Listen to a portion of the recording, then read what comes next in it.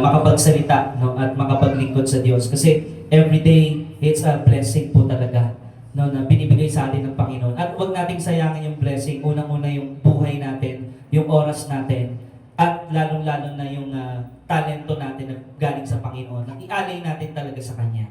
Amen. Ang series natin, mga kapatid, Open Heaven. At tunay nga, nais ng Diyos maranasan natin yun. Sino dito gustong maranasan yung open heaven? Amen. Amen. Kasi po, kahapon nabanggit din ni Pastor Wilbert, maraming mga tinatawag na Kristiyano hindi po nakakaranas ng open heaven. Bakit po? Dahil po hindi naka-align. Everybody say alignment. Ayan. Merong mga Kristiyano na yung gusto niya lang yung gusto niyang masunod. No? Hindi naka-align sa gusto ng Panginoon. Kaya hindi nakakaranas ng open heaven.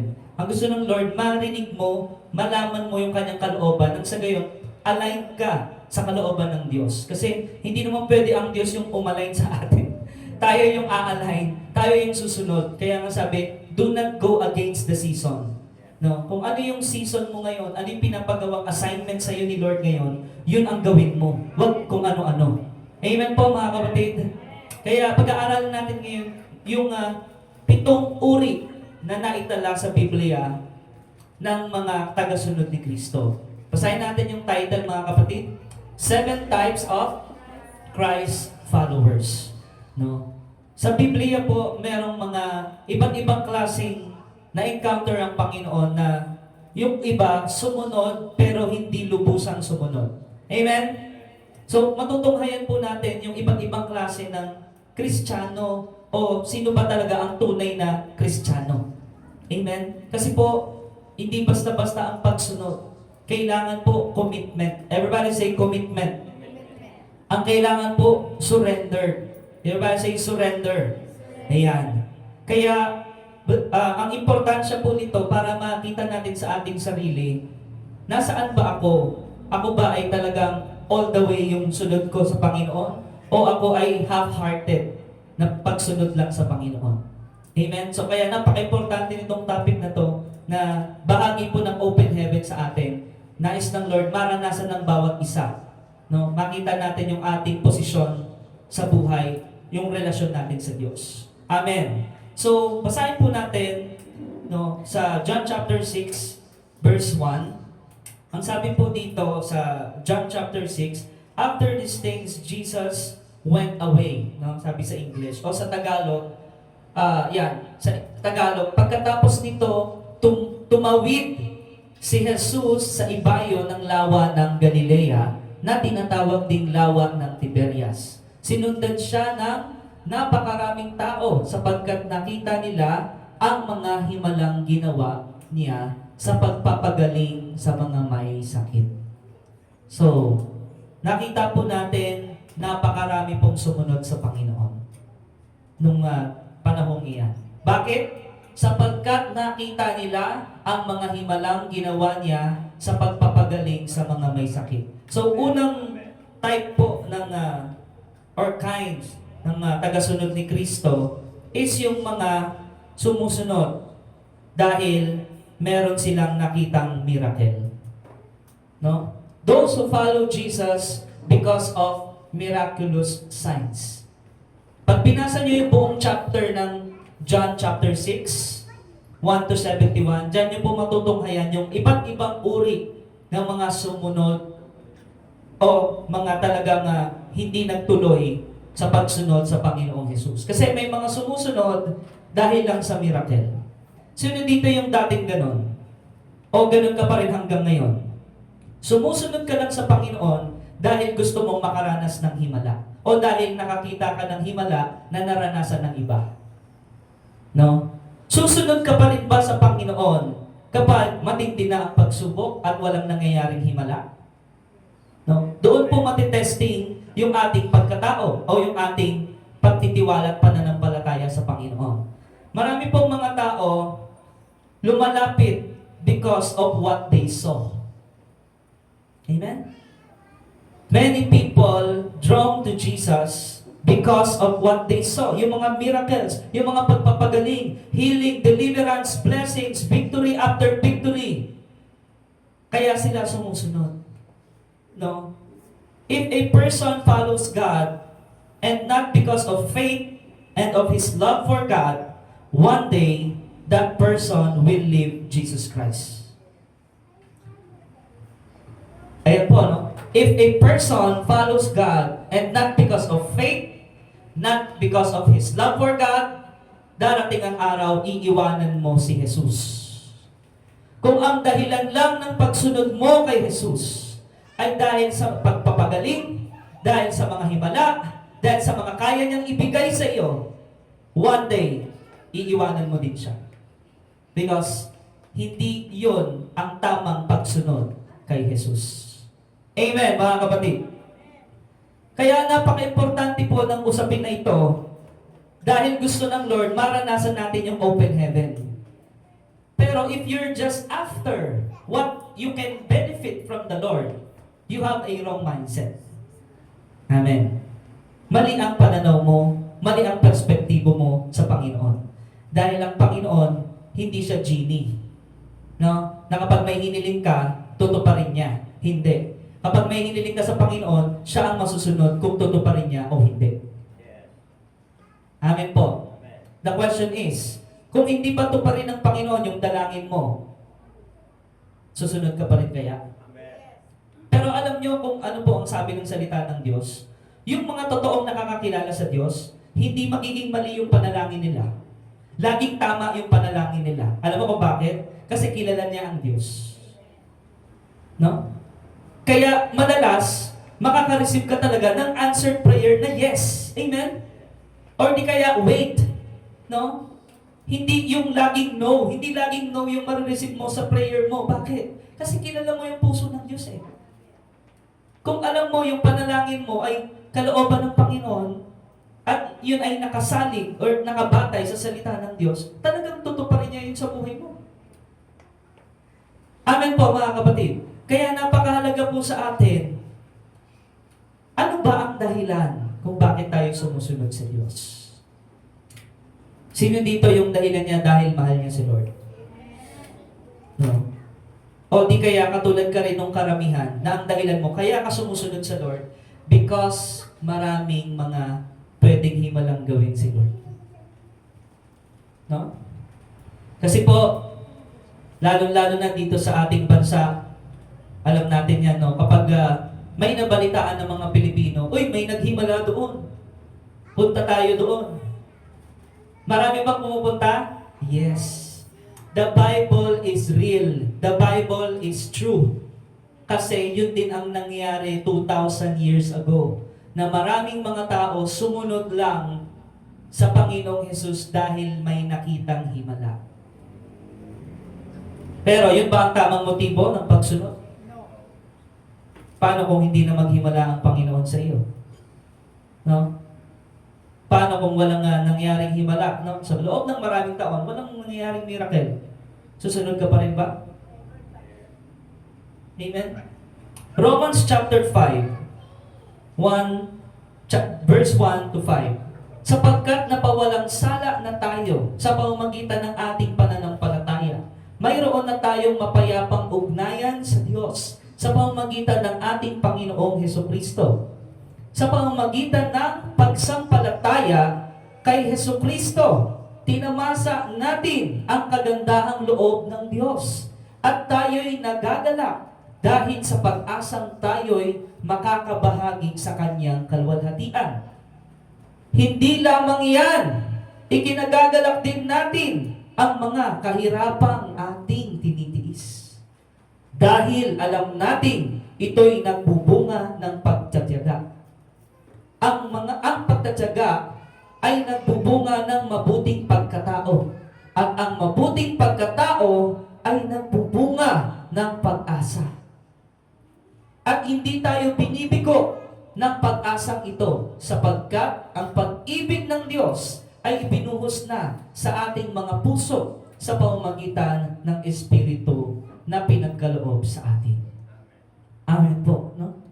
So tayo, mga sumampalataya, napawalang sala na tayo. Everybody say justification. Ayan. Pag sinabi sa korte, yung justification, big sabihin, acquitted. not guilty. Pero, tanungin kita kapatid, guilty ka ba sa kasalanan? Pero dahil sa Panginoong Jesucristo, binasa natin, tayo'y napawalang sala. Yun ay isang napakalaking himala na na hindi nakikita ng ibang tao na sobra-sobra na yung ginawa ng Panginoon doon sa krus. Dahil ang hinahanap nila ay yung pangsariling, di ba? Pangsariling benepisyo o pangsariling pagpapala lamang. Pero ang nais ng Panginoon, yung makasunod ka sa Kanya, na ang puso mo, ang motibo mo, ay pag-ibig mo sa Kanya. Amen? Kasi siya ang unang nagmahal sa atin. Siya yung nagsakripisyo para sa ating mga kasalanan. Ano yung tamang tugon? Ano yung tamang response natin? No? Pagsunod na may pag-ibig sa Kanya. No? Na hindi Lord, susunod lang ako kapag convenient, kapag madali. Susunod lang ako kapag madali ang buhay, kapag may pera.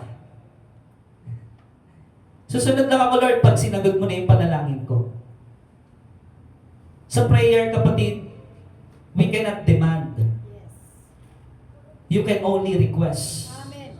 Amen. Dahil hindi tayo ang Diyos. You acknowledge Him as God. Let your requests be made known unto God. Amen? With thanksgiving and supplication. Sabi doon, no, ng salita ng Diyos. Kaya, mga kapatid, kung ang pagsunod mo lamang sa Panginoon ay dahil sa mga bagay na nakita mo, na naranasan ng ibang tao, mali ang pagsunod mo. Dahil lang sa nakita mo, naghimala ang Panginoon sa isang tao, kaya kasusunod, mali ang pagkakilala mo. Dapat ang pagkakilala mo sa Diyos, siya ang nagtubos ng aking kasalanan, siya ang nagpawalang sala sa akin, siya ang nagmahal sa akin. No? At yun ay sapat na at higit yung grasya niya, no, na tayo'y makasunod sa Kanya. Hindi lang yun, hindi ka lang pinawalang sala. Anong sabi doon? Ipinuhos ng Diyos yung Kanyang pag-ibig sa ating mga puso sa pamamagitan ng Espiritu Santo na pinagkaloob sa atin. Alam niyo po ba kung sino ang Holy Spirit? He is God, the very presence of God, the Spirit of Jesus Christ dwelling in your life, dwelling in your body, na siyang magsusustain sa iyo upang makalakad ka ng matuwid ayon sa kalooban ng Diyos. Dahil without the Holy Spirit, yung mga desisyon natin sa buhay, pamali-mali talaga. Di ba? Talagang ikapapahamak natin. Kung wala ang Holy Spirit, kung wala ang presensya ng Diyos na sumasama sa atin, hindi maaayos ang ating buhay. Amen? Kaya, grabing pagpapala na po yun, ano? Amen. Kumbaga, bonus na lang kung maghimala si Lord o hindi eh. Tama ba? Kung maghimala, praise the Lord. Kung hindi, praise the Lord pa rin. Kasi sobra-sobra, sapat at higit pa yung kanyang binigay. Amen. Amen? So, pangalawa na klase ng tagasunod ni Kristo. Mga taong sumusunod pero gustong diktahan ang Panginoon. Those who follow Jesus but want to dictate on Him. Basahin natin John chapter 6, verse 14 to 15. Sabi po dito sa aklat ni Juan, nang makita ng mga tao ang himalang ginawa ni Jesus, sinabi nila, tunay na ito ang propetang darating sa sanlibutan. Napansin ni Jesus na lalapitan siya ng mga tao at pipilitin siyang gawing hari. Kaya't umalis siyang muli at mag-isang umakyat sa bundok. Amen? Nakita ng mga tao, naghimala si Jesus. Nakita nila, may kapangyarihan, dumadaloy kay Jesus. Anong gustong gawin ng mga tao? Gusto siyang gawing pinuno, hari, para magrevolusyon, di ba? Lumaban, magkaroon ng giyera sa Roma. Gusto siyang gawing gano'n eh. No? At sabi doon, gusto siyang pilitin pipilitin siyang gawing hari. Sipin mo, may mga ganun palang tagasunod. May mga ganun palang quote-and-quote Christian. Dinidiktahan ang Diyos. Na Lord, dapat gawin mo ito kasi naglilingkod ako sa iyo. Lord, dapat gawin mo ito kasi umattend ako ng Sunday. Umattend ako ng Bible study. Complete attendance ako, Lord, kaya dapat gawin mo ito.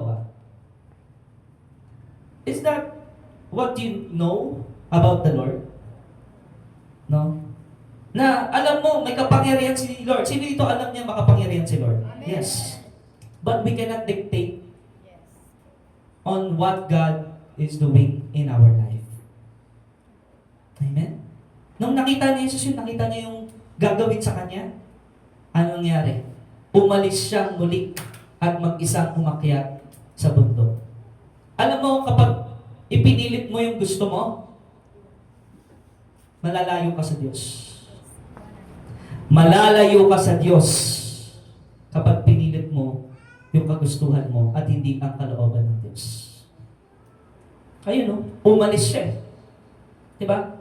Kasi nga, nakita niya na mga diktador tong mga to. No? Mga demanding. Diba? Hindi nila ako kinikilala bilang Diyos. Ang tingin nila sa akin, gamit. Ayan. No? Maraming tao, ginagamit ang Diyos. Ayaw magpagamit sa Diyos. Sila ang gumagamit sa Diyos. Alam niyo sa batas ng Panginoon, do not use the name of the Lord God in vain.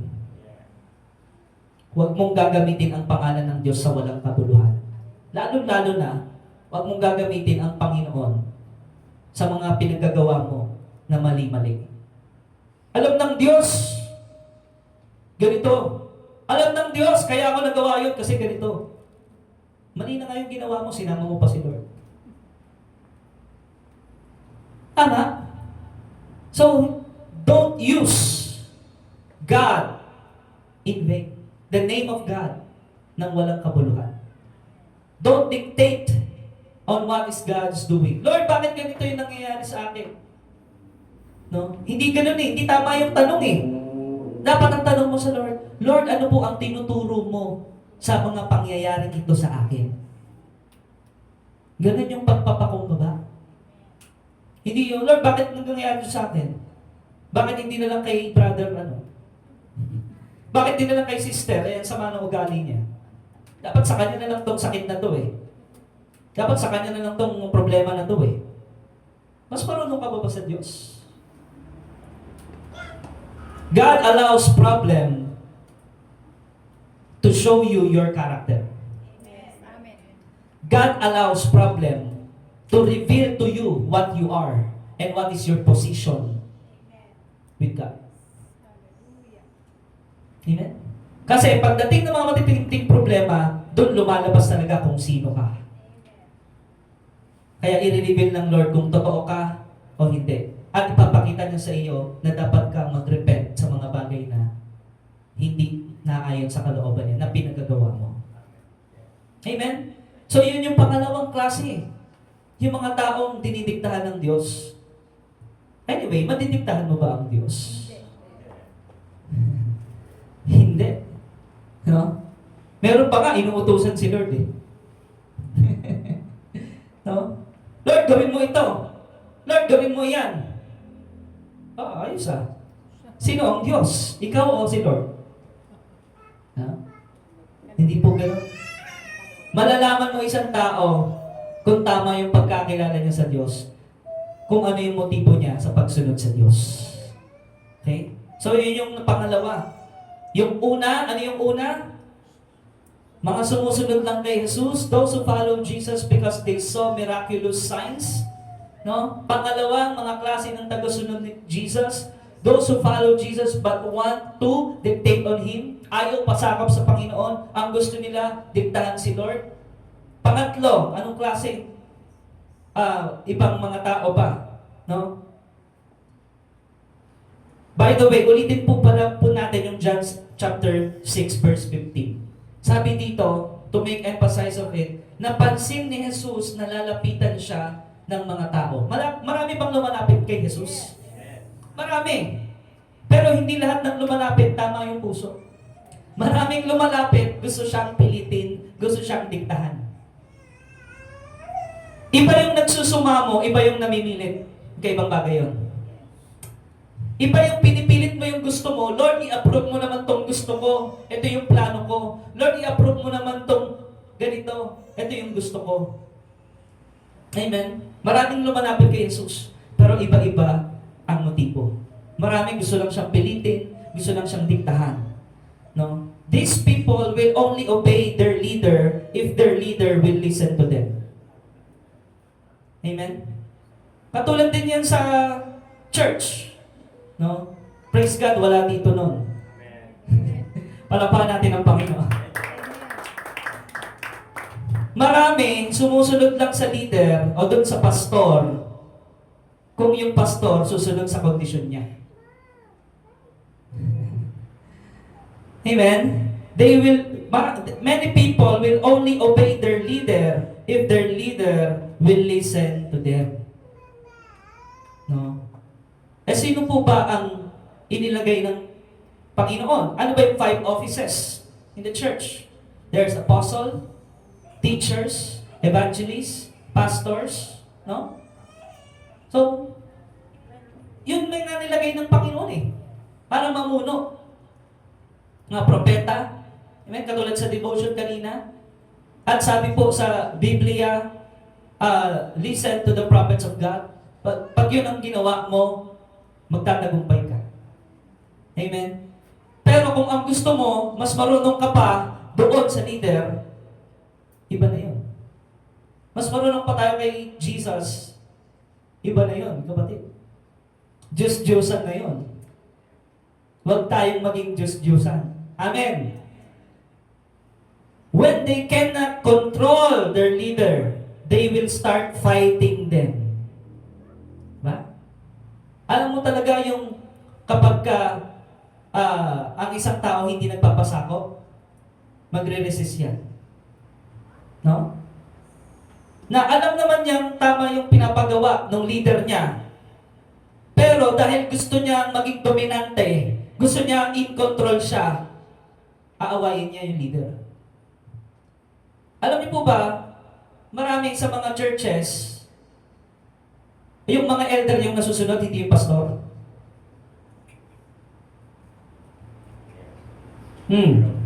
Amen?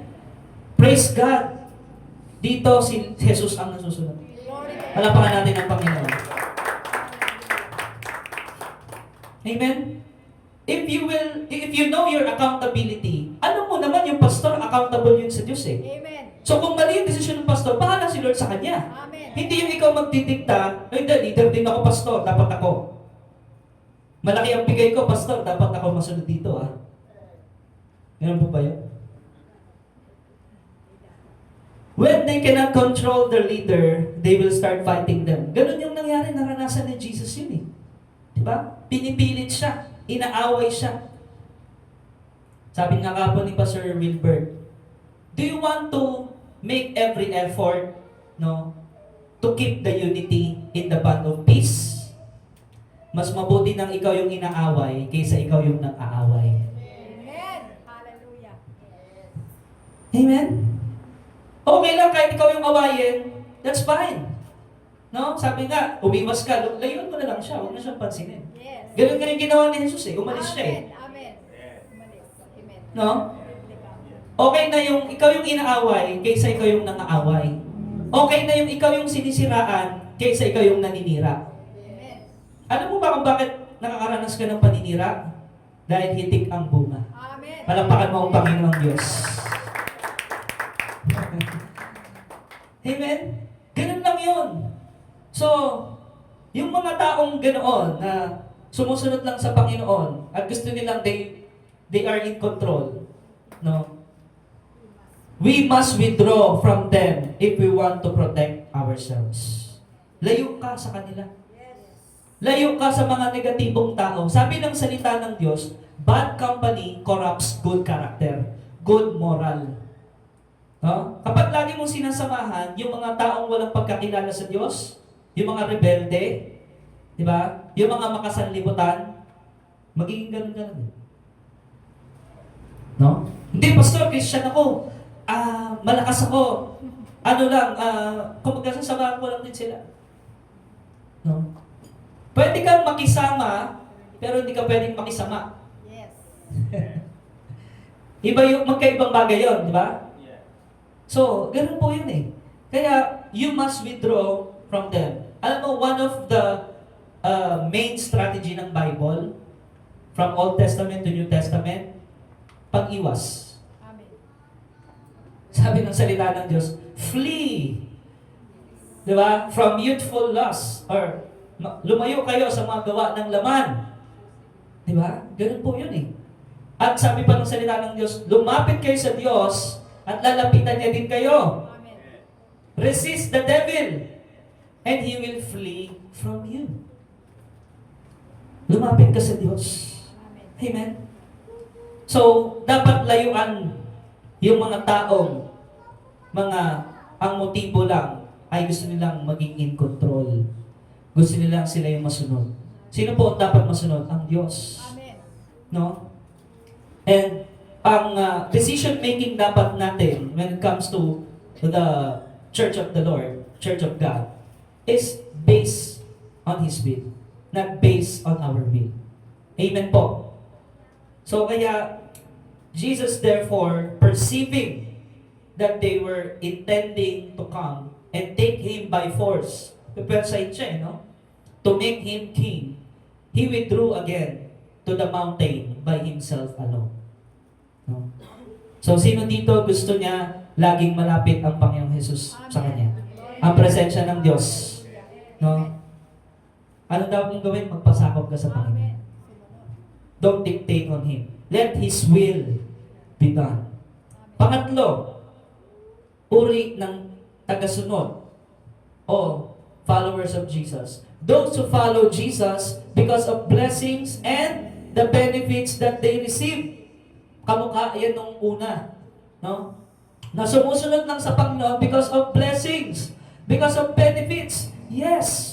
Katulad ng sa namin ng gapon, there is a glorious side when you experience open heaven. Tama? Merong glorious side, pero meron ding mysterious side. E paano kung mangyari sa'yo yung katulad kay Stephen? Persecuted. Di ba? Pinagbintangan, kinalagkad, binugbog. Pero open heaven pa rin yun, ha? Amen? So, we must know the true perspective of open heaven. No? Basahin natin John chapter 6, verse 25 to 27. Nang makita nila si Jesus sa ibayo ng lawa, siya ay tinanong nila, Guro, kailan pa kayo rito? Sumagot si Jesus, totoo ang sinasabi kong ito. Hinahanap ninyo ako, hindi dahil sa mga himalang nakita nyo, kundi dahil nakakain kayo ng tinapay at nabusog. Huwag ang pagkain nasisira ang inyong pagsikapang kamtan, kundi ang pagkain hindi nasisira na nagbibigay ng buhay na walang hanggan. Iyan ang ibibigay sa inyo ng anak ng tao, sapagkat ipinapakita ng Diyos Ama na siya ang may ganitong karapatan. Amen po, mga kapatid. So, yung mga sumusunod sa Panginoon, dami, no? Crowd. Dahil sila'y nakakain at nabusog. Naalala niyo yung pagpapakain ng 5,000? Yes. 5,000 people, at hindi lang 5,000 yon. 5,000 men lang yon. Hindi pa kasama yung babae at mga bata. So it is estimated around 12,000. No? Mga ganon. Sipin mo 12,000, pinakain, naghimala ang Panginoon, no? At hindi lang yon, nag-take out pa. May take out pa sila di ba? Kasi umapaw no? Nandun sila sa bundok, di ba? Wala namang Jollibee doon, walang McDo, walang kahit anong pagkain doon. Sino yung meron doon? Merong nagbaon. Alam niyo kung sino yung nagbaon? Hindi matanda, yung bata. May dala-dala siyang tinapay tsaka isda. No? At pinanalangin ng Panginoong Hesus yung tinaas sa Panginoon, pinagkatiwala at nakita nyo, miracle yung nangyari. Totoo po ba ang miracle? Amen. Yes. Kaya bang gawin ng Panginoon? Is God still active today? Amen. Yes. He is the same yesterday, today, and forever. Pero maghihimala lang ang Panginoon kapag yung puso talaga natin naka-align sa Kanya. Amen. Amen. Kapag nagpasakop tayo sa kalooban niya. Amen.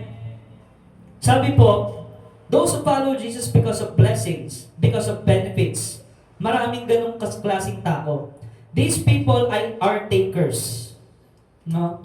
These people are takers. No? They are only concerned with their stomach. These people are high maintenance. It is very hard to sustain them. No? Maraming mga tao ganoon, or sinatawag na quote-and-quote mga Kristiyano. No? So tayo po, when we reflect sa sarili natin, are we givers or takers? No? Where are we sa puso natin? Ano ba ang dahilan ng pagsunod natin sa Panginoon? Pag meron, doon tayo susunod. Pag wala, hindi na. Ganun po ba? Pag sa kaganhawaan, sunod tayo sa Panginoon, pero pag sa kahirapan, hindi na. Ganun po ba yun? No? So, may sinasabi po sa Biblia, may mga tao na ang Diyos nila ay yung kanilang stomach. Hindi na nakabasa na, no? Their God is their stomach. Diba? Kung ano yung benepisyo sa Kanya, yun siya. No? These people are high maintenance. No? Mahirap i-disciple yan. Yung mga high maintenance na yan. No? Malalaman mo yung mga high maintenance, yun yung hindi tumutulong sa gawain ng Panginoon. Di ba? Na lumipas na ang ilang taon. Di ba? Dekada na. Pero, ang gusto niya, receiver pa rin siya. Takers pa rin siya. Wala siyang bahaging ginagawa sa gawain ng Panginoon. Yun yung mga takers. Totoo po ba ang salita ng Diyos? Di ba? Okay lang yan kung ikaw ay bago, baby Christian, di ba? Okay lang eh. Bibigyan ka ng gatas, pagkain, di ba? Okay lang yun. Pero ilang dekada ka na, ilang taon ka na, tapos hindi mo pa maisip tumulong sa bahay ng Diyos, talaga bang sumusunod ka sa Diyos? Kaya nga sinasabi, may nahuhuling, nauuna. May nauuna, di ba? Minsan, di ba? 2005 ka pa pala, Christian. Tapos, yung naging Christian ng 2020, pandemic, mas nakapaglingkod sa Panginoon kaysa sa iyo. Mas nakapag-share ng gospel. Di ba? Nagkaroon ng ministry, ginagawa niya yung assignment niya. Kaya po, yung open heaven, hindi po lahat makakaranas talaga. Yung makakaranas lang ng open heaven is yung handang magpasakop sa Diyos. Yung mga hindi ang motibo ay yung mga bagay na makukuha niya lang. Ang open heaven po ay para doon sa mga may pusong tapat na gustong sumunod sa Lord. Amen, mga kapatid. Kaya umalis si Jesus doon, from the crowd, no? These people are takers. They are high maintenance. It is very hard to sustain them. Diba? Parang nag-alaga ka ng yung alagain. Amen? Walang gamit sa kaharian ng Diyos Natanong na ba natin sa sarili, what is my purpose? No? Kasi in the body of Christ, ang katawan, lahat yan may purpose yan. Kahit yung kilay, may purpose yan. Tama? Yes. O pag pinawisan ka, diretso sa mata mo. Sasalagin yan yung kilay. Gaganon yan. Diba? Para kung ano man yung dumi ng pawis ng tumulo, hindi mapunta agad sa mata mo. May purpose yung kilay. Yes. Kaya tayo, anong purpose natin sa bahay ng Diyos? No? Are we willing to follow the Lord whatever it takes? No? Pag may pinagawa ba sa iyo si Lord, oo ka kaagad, o sige, Lord, pag-pray ko pa. Yan na nga yan Binigay na nga sa iyo yung assignment eh. Lord, pag-pray ko pa kung ito talaga yung pinapagawa mo o hindi. No? Okay sana kung baguhan lang eh.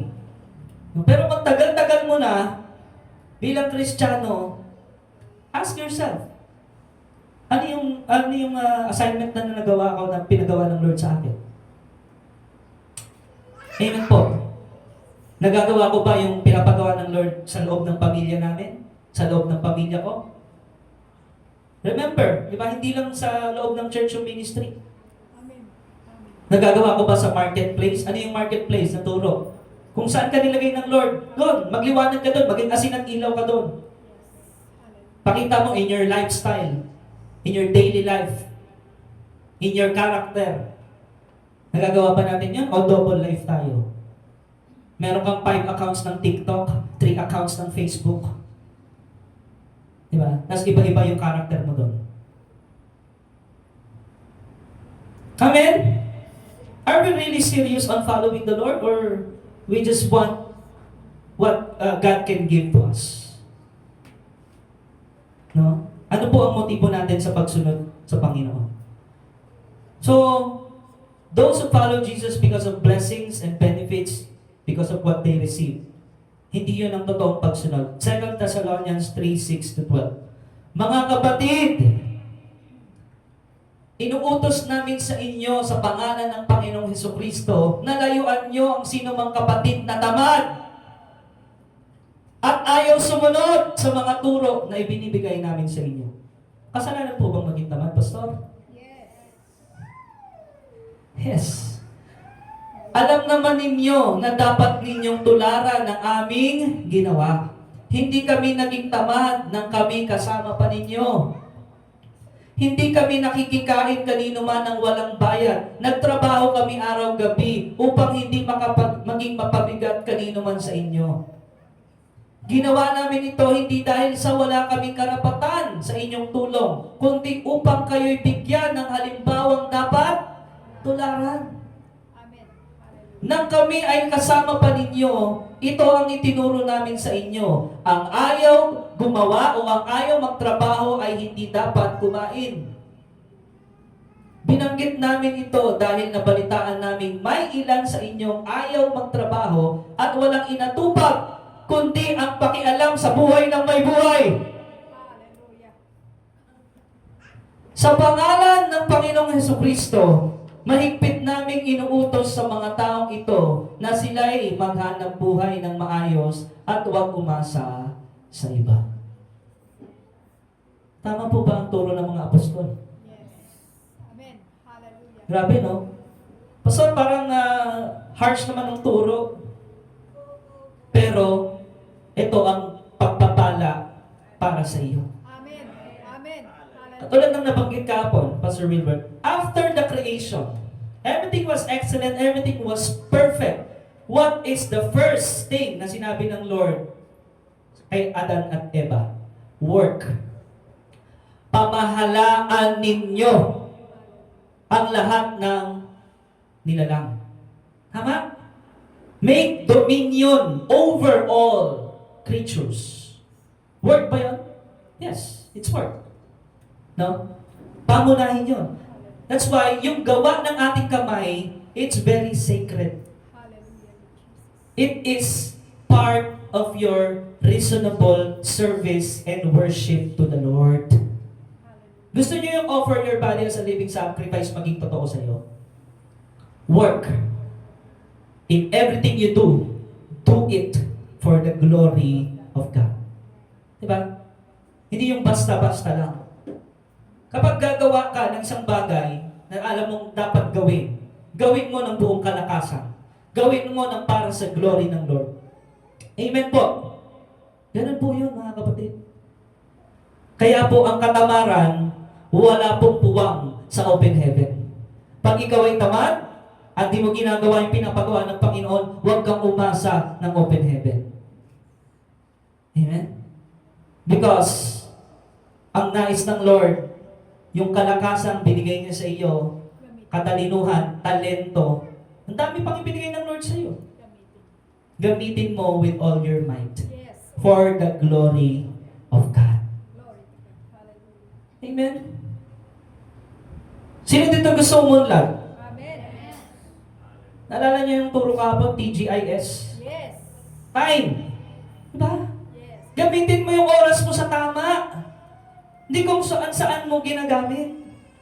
No? Tapos magtataka ka, bakit walang pagpapala? Diba? Eh yung oras mo, ginugugol mo sa walang kabuluhan. Di po ba? So we must maximize our time na ayon sa kalooban ng Panginoon. Time for your family, ba? Time for service, amen? Time para sa pagtitipon ng Panginoon, mga anak ng Diyos. Di ba? Time to listen. Amen. Dahil mahalaga ang pakikinig. Amen? Ganun po yun mga kapatid. So, dapat tayo po ay huwag maging tamad. One of the 7 deadly sins is slothfulness or laziness. Pag binasa niyo yung Proverbs, ang daming sinasabi doon about sa tamad. Amen? Yes. So yung ayaw gumalaw na kamay, talagang mapupunta sa kahirapan yun. Amen po, mga kapatid. Gusto pa nating mag-move forward, maging next level yung ating pamumuhay? Ganon din ang buhay ng ministry dito sa DOCGM. Yes, work. No? Sabihin mo sa katabi mo, let's work together. Ayan. Let's work together. Ayon nga sa kasabihan, nasa Diyos ang awa, Tao ang gawa. sa tao ang gawa. Yes. Gawa, hindi ngawa. Gawa. Madami lang kasi gumangawa eh. Alam mo yung mga gumangawa? Balik mo sa 11. Ito yung mga gumangawa. Inantit namin. Walang inatupag kundi makialam sa buhay ng may buhay. Yan yung mga ngawa na ngawa lang. Hindi gumagawa. Diba? Kaya, alam niyo ba may turo sa salita ng Diyos, mind your own business? Meron. Merong sinabi pa doon, huwag mong isipin na ikaw ay higit kaysa iba. At mind your own business. Amen. Huwag kang pakialamero. No? Ay, brother, ba't black yung shoes mo, that brown? Eh, gusto niya black eh. Ano sama doon? Diba? Eh, dapat yung tanghalian nyo ngayon, adobo ah. Eh, gusto namin minuto eh. Bakit kayo nakikialam? No? So, ganun po yun. Kasi may mga ganun talaga Kristiyano kahit nung una pa. Chismisan lang ng chismisan nila tupad sa buhay. Wala nang naitulong sa paglago ng gospel. Yes. Hallelujah. The Bible is very real and very true. Yes. May mga ganong tagasunod. Yung mga tamad. Di ba? So, gusto nyo pa bang ituloy ko to? Amen. Amen. Sino nagsabi, Pastor, ituloy natin. Amen. Palakpakan natin ang Panginoong Diyos. Hallelujah. Open heaven po ito. Yes. Pag ito ay nalaman natin sa sarili natin, tinanggap natin, oo nga Lord, sorry po, naging tamad po ako. Okay yun, di ba? The first step is acceptance, admission, and then submit to the Lord. Amen? Pang-apat po, no?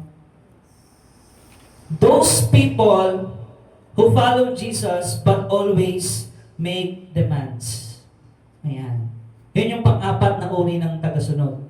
Those people who follow Jesus but always make demands. John chapter 6 verse 30. Sabi po dito, ano pong himala ang maipapakita ninyo upang sumampalataya kami sa inyo? Ano po ang inyong gagawin? Grabe, no? Ginawa na nga ng Panginoon yung mga pagpapagaling himala. Tapos dito, may nagtanong pa ng mga tagasunod. Ano pong himala ang maipapakita nyo upang sumampalataya kami? Alam niyo po ba, maraming tao hindi talaga sumasampalataya sa Diyos. Ang sinasampalatayanan nila yung himala. Marami, they are after the blessings, not the blessor. They are after doon sa miracle, not the miracle worker. They are after healing, but not the healer. They are after the provision, not the provider. Marami pong ganun, tagasunod. No? Praise God, wala dito nun. Glory to God. Hallelujah. Naniniwala tayo, mga taga-DOCGM, talagang masisipag yan. Amen. Talagang nagtutulungan yan. Amen? Talagang nag-aangatan yan. Glory to God. Amen? Open heaven. No? Kaya, sabi dito, itong mga taong ito, these people will not be satisfied even they have the best pastor in town. No? Hindi sila masasatisfy. Laging may demands yan. Laging gusto niya siya yung in control. These people, no? Sabi pa, the strength of the pastor is drained because of their never-ending demands. Katulad ng ginawa nila sa Panginoong Hesus, yung mga tao. No? They will not be satisfied. Lord, magpakita ka muna ng himala. Tapos, susunod ako sa iyo. Di ba? Siya yung tingin niya sa sarili niya, siya yung Panginoon. Di ba? Nagde-demand siya. Lord, ano pang kaya mong ipakita sa akin? Okay, nagpakain ka na ng 5,000, maraming nakakain lahat talaga, nabusog. Ano pa po, Lord? Gusto kong meron pa, makakita pa ako ng himala para sumampalataya ako sa iyo. No? Sabi doon, even they have the best pastor in town. By the way, there's no perfect pastor. Pero, merong anointed talaga. Yes. Even though anointed, yung kanilang leader, di ba? They're not satisfied. The strength of the pastor is drained. Manghihina yung leader, manghihina yung pastor. Kasi, ang dami mong, demands. Nandidikta ka pa. You want to be in control because of their never-ending demands. No? Pastor, dapat ganito yung gawin mo. Pastor, dapat ganito, Pastor. Amen po ba? So, kaya, basahin natin 2 Timothy chapter 3, verse 1 to 5. Dapat mong malaman. Everybody say, dapat mong malaman. Dapat ba natin malaman to? Yes. Sabay-sabay nating basahin. Dapat mong malaman na sa mga huling araw ay darating ang mga panahon ng kaguluhan, krisis. Sapagkat ang mga tao ay magiging maibigin sa sarili.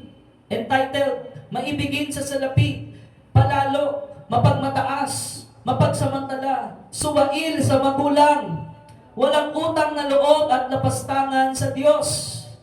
Sila'y magiging walang pagmamahal sa kapwa, walang habag, mapanirang puri, walang pagpipigil sa sarili. Sila'y marahas at walang pagpapahalaga sa mabuti. Sila'y magiging mga taksil, padalos-dalos, mayayabang, maibigin sa kalayawan sa halip na maibigin sa Diyos. Sila'y may anyo ng pagiging makadiyos, Christian kuno. Ngunit hindi naman nakikita ang kapangyarihan nito sa kanilang pamumuhay. Iwasan mo ang ganyang uri ng mga tao. May turo ba ang Panginoon? Yes. Are we in the last days? Amen. Yes, we are. Nakikita nyo na yung mga iba't ibang klaseng ganito na tao? Yes. We are in the last days. Kaguluhan. Alam niyo kung bakit magulo ang mundo? Balik natin sa verse 2. Dahil maraming tao ang ganitong klase, maibigin sa sarili, self-centered, self-righteous. No? Maraming love of money. No? Love of money, hindi love of God.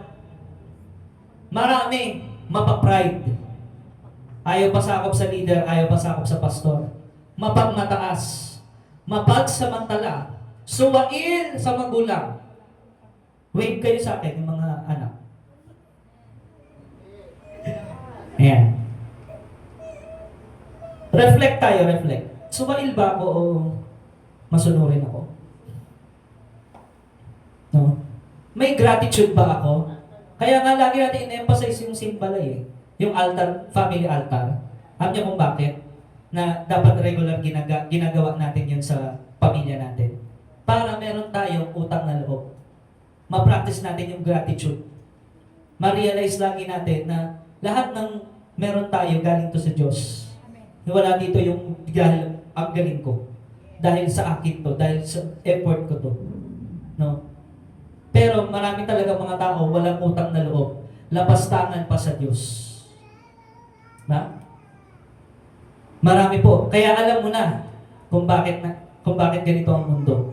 At alam mo na nasa last days na tayo. Amen. Dahil may ganitong mga klaseng tao. Ano pa sa verse 3? Sila'y magiging walang pagmamahal sa kapwa. No? Walang malasakit, walang pagmamahal sa kapwa. Walang habag. Mapanirang puri. Walang pagpipigil sa sarili. Marahas at walang pagpapahalaga sa mabuti. Ulitin natin yung verse 4. Sabi doon, sila'y magiging mga taksil. Padalos-dalos yung mga desisyon. Diba? Marami bang nagtaksil kay Jesus? Amen. Yes. Maraming nag-traitor kay Jesus. Kaya kung makaranas ka ng betrayal, that's normal sa Christianity. Tinraidor ka ng pinakamalapit mong kaibigan o kapatiran. Tinraidor ka mismong anak mo, mismong pamilya mo. We are in the last days. Amen? Marami mayayabang. Maibigin sa kalayawan sa halip na maibigin sa Diyos. Sabi sa verse 5, sila'y may anyo lang. Very religious. Super spiritual. Super superstitious. No? Lahat na ng super nasa kanila. Pero yung karakter, bagsak. No? Hindi nakikita ang kapangyarihan ng salita ng Diyos sa kanilang pamumuhay. Everybody say lifestyle. Anong lifestyle mo? No? Is it according to the will of God? O ikaw yung nasusunod? Ay, hindi. Pastor, normal naman to eh. Marami namang mga kabataan trending to eh. Trending to sa amin. Hindi nyo kami naintindihan kasi Gen Z kami. Kayo mga matatanda. No? Hindi. Kung ano yung sinabi ng salita ng Diyos, wala yun sa season or sa time. Di ba? Kung ano yung katwiran ng Diyos, yun. Truth is timeless. Di ba? Kahit anong panahon pa yan, mananatili ang katotohanan. Amen? Sabi doon, iwasan mo ang ganyang uri ng mga tao. Kaya mga kabataan, this is a warning. Not only kabataan, lahat tayong narito. No? Gusto natin open heaven? Kapangyarihan ng Diyos dumaloy sa atin? Diba? Iwasan mo yung mga taong mapagkunwari na religious. No? Pero yung pamumuhay naman niya, bulok. Nabanggit yun din kahapon ni Pastor Wilbert eh. Diba? Hindi porket may talent, hindi porket magaling sa instrumento, maganda yung boses, ilalagay mo na kaagad sa ministry. Pero bulok pala yung ugali, tatraidorin ka lang nun. Amen? Pag hindi na-develop yung character, kahit anong galing niya, one day, tatraidorin ka lang niya. Gaya ng ginawa nila kay Jesus. Pero yung mga talagang develop na yung character, yung mga humble, kailanman hindi iiwan si Jesus. Amen. Hindi tatalikod kay Jesus. Amen? So, yun po yung pang-apat. Ano yung pang-apat? Those who follow Jesus but always make demands. Huwag po nating tularan yung mga ganong tao. O yung mga ganong quote-and-quote Kristiyano daw. Sa verse 5. Sa number 5, no, na uri ng Kristiyano. Those who follow Jesus but more and grumble whenever they hear hard teachings. Diba?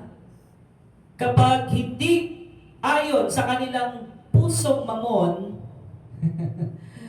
yung turo, nung tinuturo ng pastor o kung sinong nagtuturong leader, ayaw na nilang sumunod. No? Nagre-reklamo. Sabi doon, more. Abay, more. Nagreklamo. Nagko-complain, tas nagdadabog pa.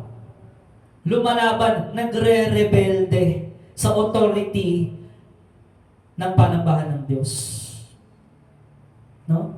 Basahin natin sa chapter 6, verse 41 to 43. Sabi doon, nagbulong-bulungan ang mga Hudyo dahil sa sinabi niya. More. No? Nag-more. Nag-grumble. Sabi doon, sabi ni Jesus, ako ang tinapay na bumaba sa langit. Sabi dun sa 42, sinabi nila, hindi ba ito si Jesus yung anak ni Jose? Di ba karpentero lang to? Di ba? Kilala natin ang kanyang ama't ina. Paano niya masasabi ngayong bumaba siya mula sa langit? Kaya sinabi ni Jesus, tigilan ninyo ang inyong bulong-bulungan. Alam niyo ba ang ibig sabihin ng gossip? Yung chismis? Ang pinaka-root word niyan is whisper. Bulong-bulungan. Kaya ingat ka sa lahat ng bumubulong sa'yo. Hallelujah. Bulungan mo nga yung katabi mo, sabihin mo, ingat ka. Ayan. No? Baka akala mo, yung mga kaibigan mo, o yung mga malapit sa'yo, na bumubulong sa'yo, ay tanggap ka lang ng tanggap. Hindi. No? Sabi ni Jesus, tigilan ninyo ang inyong bulong-bulungan. No? Kaya sabi niya, those who follow Jesus, no? Sumusunod, pero ang daming mga murmur or grumble. These people don't like to hear new and hard teachings. Ang gusto nila, traditional lang. Hindi, pastor, dati hindi naman tayo ganito Dapat yung dati lang, doon lang tayo. Stick lang tayo doon. Sabi ng Bible, His mercy and grace are new. Every morning may bagong ginagawa, may bagong gustong ipagawa ang Panginoon. Paano ka magkakaroon ng breakthrough kung hindi ka magle-level up at susunod sa Diyos? Alam nyo, kapag yung testimony paulit-ulit, halimbawa, walang nangyayari. Yung testimony mo noong 2010, yun pa rin yung testimony mo ng 2026, meaning walang nangyayaring bago sa'yo. Amen po. Araw-araw ba may ginagawa si Lord sa buhay natin? So may bagong testimony. Tama po ba? Hindi yung testimony mo noong 1990s, testimony mo pa rin ng 20th century, wala nang bago. Yun na yun. Ibig sabihin, walang progreso, walang leveling up na tinatawag. Alam mo kung bakit walang progreso o walang leveling up? These people don't like to hear new and hard teachings. Kapag nagtuturo na ng masakit sa kanya, ayaw niya nang tanggapin. Kaya hindi maka-level up. Hindi maka-breakthrough. Hindi maranasan yung open heaven. Kasi ayaw mong tanggapin, ayaw mong makinig, ayaw mong sumunod. They are easily offended. Ang iniisip mo yung emosyon mo. Ay, ako yung pinapatamaan ni pastor. No? Sabi ko na dapat hindi ako umattend ngayong Sunday Kasi ako ang topic ngayon Wala namang sinabing pangalan. Sabi ko na nga ba, ako na naman ang patatamaan ni pastor Diba? Every Sunday na lang, ako lagi. Ako ba ang taya? Hallelujah. Diba? That is why they are not growing. Yes. Bakit? Kasi ayaw mong tanggapin. Galing naman sa Biblia, galing sa salita ng Diyos, yung ipinabahagi, pinapakain sa'yo. Glory to God. Hallelujah. Ayaw mong tanggapin. Nakasara yung bibig mo. Anak, kain na. Ngayon gusto ko hotdog, tocino, tsaka corned beef. Anak, kain ka ng gulay. Ito, nilutuan kita, masustansya ito. With malunggay, pakbet with malunggay, ampalaya. Diba? Grabe, sustansya May saluyot pa. Diba? Ayaw ko niya yung hard teaching. Mapait yan. Gusto ko yung, talagang mabetching. Lugaw. Lugaw. Diba? So, magmamature ka kaya lalakas ka kaya mag-grow kaya spiritually if you will not accept the new teachings, yung bagong niluto, yung bagong inihain, yung katuruan ng Panginoon, yung fresh revelations. Kung di mo tatanggapin yun, you will not grow. Ma-offend ka lang. Diba? Ay, ano ba yan? Si pastor nagtuturo, puro pera na lang. Alam mo ba sa Biblia, from Old Testament to New Testament, ang daming turo how to manage your finances. Yes. Yes. Para umunlad ka. Yun Pero kung hindi ka makikinig, puro iniisip mo lang offend ka, Wala na sa pastor yung problema. Wala sa salita ng Diyos sa problema. Ikaw ang may problema. Sarili. Diba? Kaya makikita mo, lahat sila nagkakaroon na ng, diba, pag-unlad sa buhay, nagbago na. Diba? New season na, open heaven na. Ikaw, nandun ka pa rin sa saradong kwarto. Close heaven. No? Eh may pinapagawa ang Panginoon. You must align with the season. Do not go against the wind. Do not go against the season kung ano yung pinagpagawa ng Lord. Amen. The pastor must not provoke by the attitude of these people. Ano yung turo ng Biblia? Mga leaders, mga pastor, huwag niyong pansinin yung mga ganyang klaseng tao. Yes. Diba? Kung na-offend sila sa salita ng Diyos, we can only do so much. No? Hindi ako para dito magpakaasukal. Hindi ako dito minatamis na pastor. Sino dito gusto minatamis na pastor? Magkaka-diabetes kayo. Hindi ako para dito. Kung ano yung sinabi ng Lord na ituro natin, yun ang dapat sabihin natin. Glory to God. Hallelujah. Amen? So itong mga tao na ito, ayaw tanggapin yung mga pinapakain ng Panginoon. Basahin natin 1 Corinthians chapter 10, 6 to 11. Yan, matatapos na po tayo. Ang lahat ng mga nangyaring iyon ay babala. Everybody say warning. Warning sa atin upang huwag tayong maghangad ng masasamang bagay gaya ng ginawa nila. Huwag kayong sasamba sa mga Diyos-Diyusan gaya ng ginawa ng ilan sa kanila. Ayon sa nasusulat, umupo ang mga tao upang magkainan at mag-inuman at tumayo upang magsayaw. Huwag tayong makikiapit. Sinasabi dito yung nangyari nung panahon ni Moses, di ba? Umakyat lang si Moses saglit, kung ano na pinaggagawa niyo. Gaya ng ginawa nila ng ilan sa kanila. Kaya 23,000 tao ang namatay sa loob lamang ng isang araw. Nung panahon na yun. Huwag nating susubukin si Kristo. Gaya ng ginawa ng ilan sa kanila. Dahil sa ginawa nila, pinuksa sila ng mga ahas. Huwag din tayong magreklamo tulad ng ilan sa kanila. Kaya nilipol naman sila ng mga anghel na namumuksa. Kasi puro reklamo. Nangyari iyon sa kanila bilang babala sa iba. At isinulat ito upang tayo namang nabubuhay ngayong mga huling araw ay maturuan. Amen. Hallelujah. Sino dito gusto ng open heaven? Amen. Amen? Grabe, kailangan pala talaga. You must be very serious and strict Amen. on submitting your life to the Lord. Amen? Yun po ang nararapat mga kapatid. Kaya, napakahalaga sa atin malaman, saan ba tayo? Nasaan na ba tayo sa ating posisyon? No? So, yun yung panglima. Yung mga taong talagang more at saka nagre-reklamo. Yan, wala pong magagawang maganda yan. Sa number 6, mga kapatid. Those who follow Jesus but leave Him when offended. Sumusunod lang, tapos kapag na-offend, ayoko na. No? Basahin po natin. John 6 verse 66. Sabi doon, mula nooy marami. Ilan? Marami sa kanyang mga alagad ang tumalikod at hindi na sumama sa kanya. Iniwan nilang si Jesus. Yung crowd, yung kumain ng naghimala ang Panginoon. No? Sabi doon, Hebrews chapter 6 verse 4 to 6.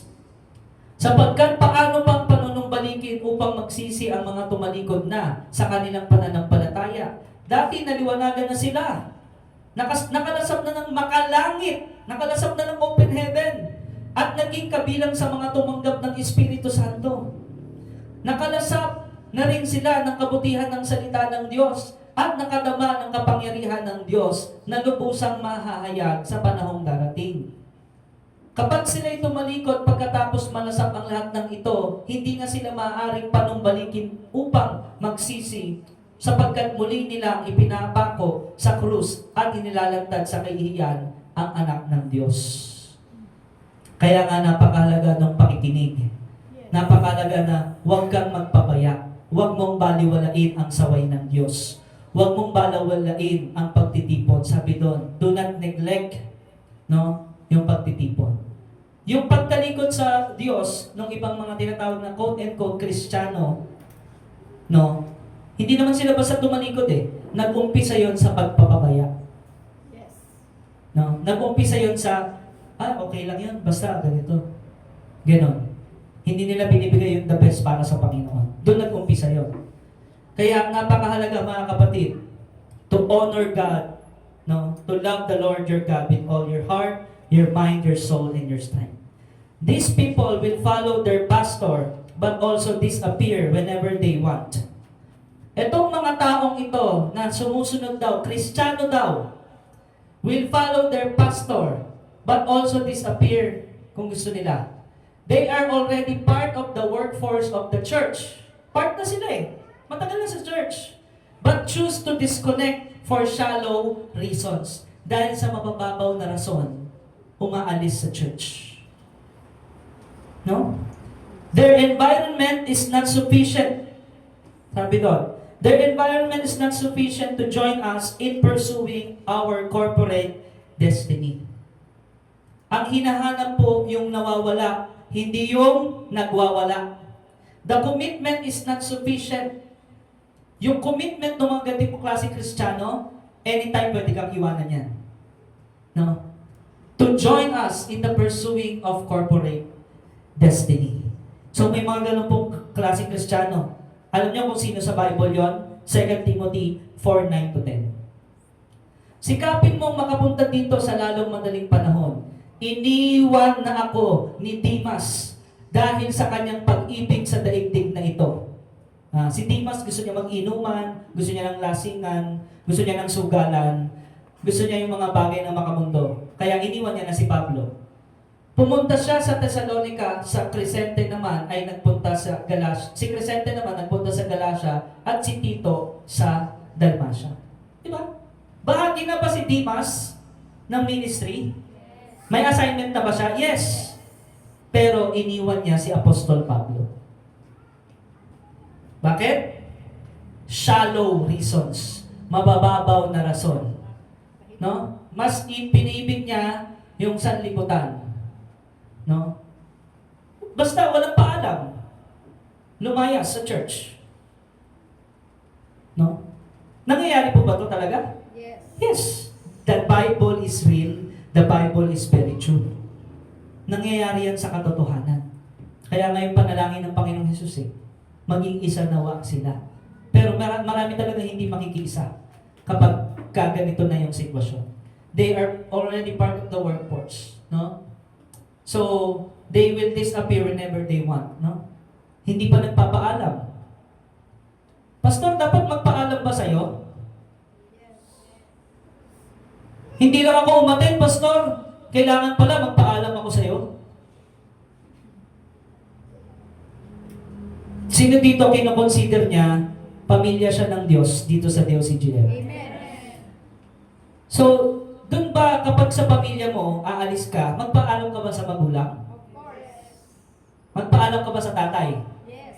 Sa nanay? Yes. Yes. Pero may mga klase ng Kristiyano katulad ni Demas. Walang paapaalam. Bye, Pablo. Dito na ako sa world. Diba? Ganun yun. Walang paapaalam. Marami pong mga ganun Kristiyano. Kaya, hindi maka-experience ng open heaven. Last, but not the least.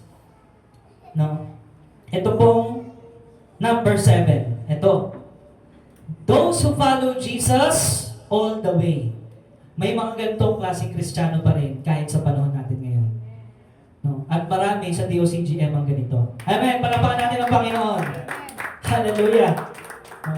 Sabi nung iba siguro, akala ko pastor, puro pagsisermon na lang eh. Meron pa palang number 7. Yes. Those who follow Jesus all the way. Talagang kay Jesus siya. Ano mang mangyari. John 6:67-70. Tinanong ni Jesus ang 12, at kayo, gusto rin niyo bang umalis? Parang bang sinabi ni Jesus, bukas ang daan, bukas ang pinto. Wala namang pilitan to kung susunod kayo o hindi. No? Walang pumilit sa inyo. Sabi doon sa 68, sumagot si Simon Pedro, Panginoon, kanino pa po kami pupunta? Nasa inyo ang mga salitang nagbibigay ng buhay na walang hanggan. Naniniwala kami at natitiyak namin na kayo nga ang banal na mula sa Diyos. Sumagot si Jesus, hindi ba't ako ang humirang sa inyo 12 at ang isa sa inyo ay diablo? Alam talaga ng Panginoong Jesus eh. Mayroon. Kung sino talaga yung sa Kanya, committed sa Kanya. Amen. Ganun din yung mga pastor. Alam niyo yung mga pastor? Alam ng mga pastor kung sino talaga yung tinuturing siyang pastor o wala lang. Katulad ko, alam ko kung sino talaga yung nagpapasakop sa akin o sino yung matitigas sa ulo. Amen? Ganun po yun. Sabi sa Biblia, ng salita ng Diyos, kung yung mga nagsasalita dito sa lupa, hindi nyo pakikinggan, how much more kapag may nagsalita na sa langit, lalong di kayo makikinig. Kung yung mga nagsasalita dito sa lupa, hindi kayo magpasakop, paano pa kayo makapagpapasakop sa boses na mula sa langit? Amen? Jesus. Ganun po yun. Kaya si Pedro, isa siyang klase ng Kristiyano na all the way siya. Tama yung sagot niya sa Panginoong Jesus. These people are strongly connected. Everybody say strongly connected. Hindi talaga bibitaw kahit ano mangyari. No? Kahit walang pera, hindi talaga bibitaw yan. Kahit maraming problema, sa Lord pa rin yan. Magpupurit, maglilingkod pa rin yan. Kahit may sakit karamdaman, sa Lord pa rin yan. Yun yung tinatawag na all the way followers. Amen? Connected to God and to their pastor. No? Talagang commitment yan. Andyan yan. Supportive yan. Hindi yan kontrabida. No? They eagerly receive your message even if it is hard and it is offending. Kahit medyo mabigat yung turo, tanggap yan. Kasi alam niya galing kay Lord yan. Amen? They know that their destiny is hinges with their pastor. Alam nila yung pastor nila, talagang destiny setter. No? Na hindi sila ilulugar sa hindi maganda. Kaya connected yan. The quality of this kind of followership is because of a covenant relationship. Talagang may tipanan yan. Hindi yan yung labas-pasok lang sa church na kung kailan niya gusto, uy, anniversary na, dito ka pala. Parang gano'n, no? So, kaya, yung mga ganito pong klase ng Kristiyano, yung number 7, ito yung klase ng mga followers na hinahanap ng Diyos. Amen? Yung talagang abiding in the vine.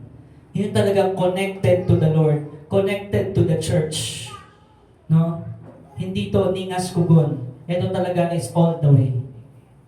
Amen, mga kapatid? Yun po yun eh. Kaya, kung nais po natin ma-experience tuloy-tuloy ang open heaven, alam niyo po, open heaven, gusto ng Lord, walang maiwanan kahit isa dito. Gusto niya maranasan ng pag nagbagsak ang Lord ng pagpapala, daloy yan. No? Hindi po sa pagiging bias, pero sa Biblia po kasi, magmumula po yan sa leader at dadaloy sa kongregasyon. Amen. At sa series po natin ng Open Heaven, meron pong tinatawag na shepherding grace. No? Kapag talagang meron kayong pagtutulungan sa church, lalo na yung doon sa pastor, dumadaloy po yung grasya ng Panginoon. No? I'm not saying this for my sake, no. I'm saying this for your sake. Hindi ito para sa akin, no? Para sa ating lahat to. Hindi lang ito para sa akin.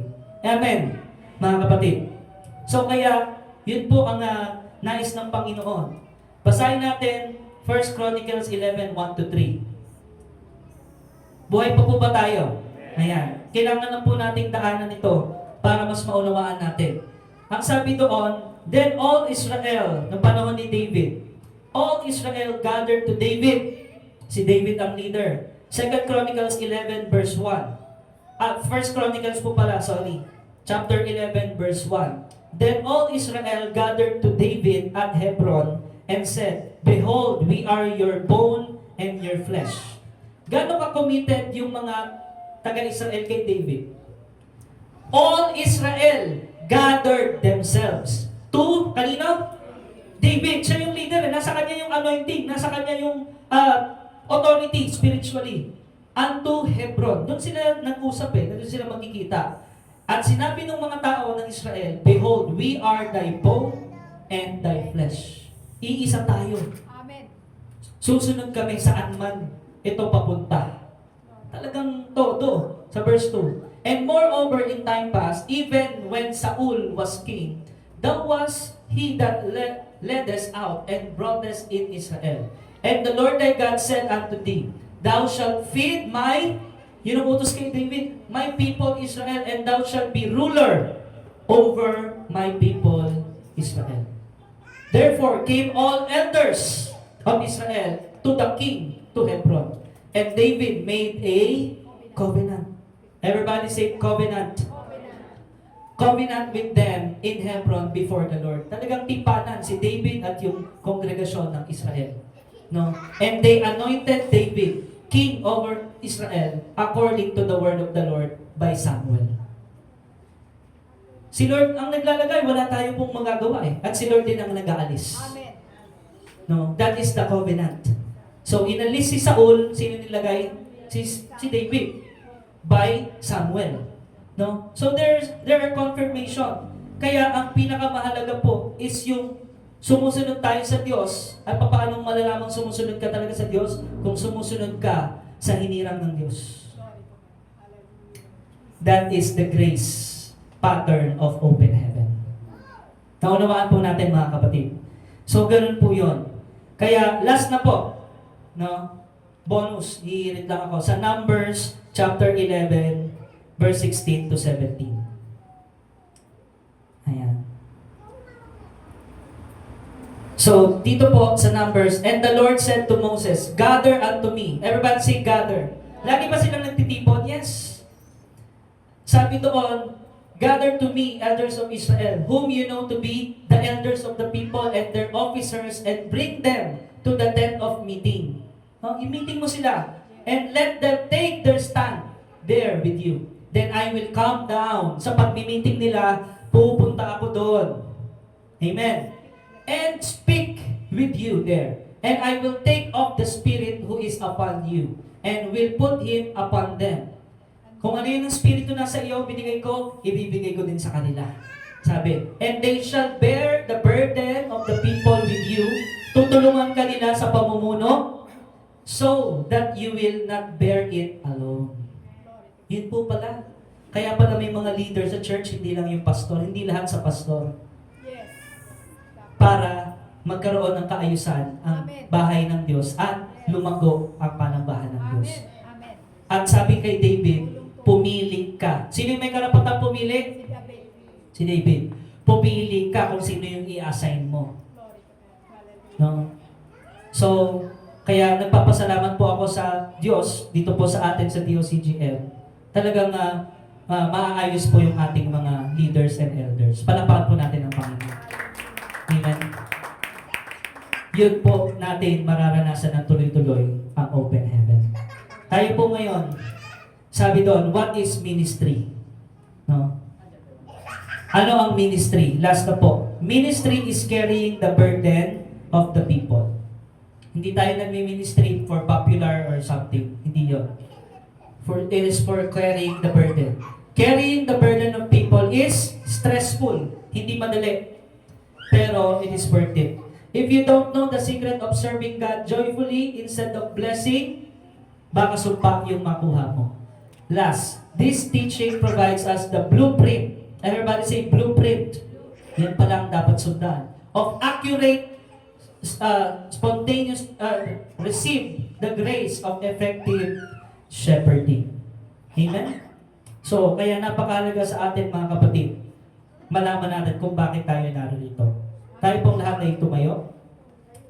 Tayo ngayon ay mananalangin. Hallelujah. Praise the Lord. Sino po sa atin